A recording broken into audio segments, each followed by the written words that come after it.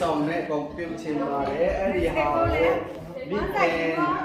မြတ်အတွက်လက်ဆောင်ကိုလည်းကျင်ငါနဲ့လို့ဖြစ်ချင်ကနေစီစဉ်ပေးပြီးတော့ဝယ်ပေးပါတယ်ကိုတိုင်းသူတို့အသေးတော်နေစိုက်ပြီးတော့သူကဝယ်ပေးခြင်းဖြစ်ပါတယ်လို့နော်ကဲဟုတ်ဆုံးတော့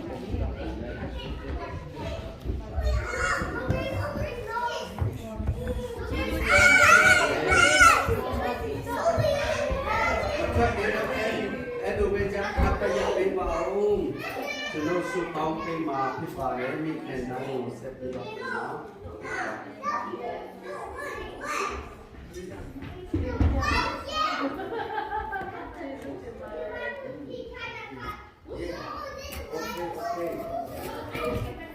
အားလုံးကျွန်တော်ပတ်သက်ကြပြီးတော့လက်ကြီးလက်ကြီးနေတာမျိုးတဲ့ထုတ်ထားပြီးတော့အားလုံးစုပေါင်းပေးမယ်မိခင်တော့ပေါင်းချပေးမယ်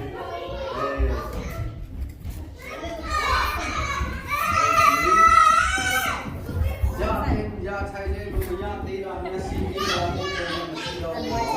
ဟုတ်ပြီကျွန်တော်အားလုံးအတူတူမိခင်ပြောင်းပေါင်းချပေးမယ်โอเค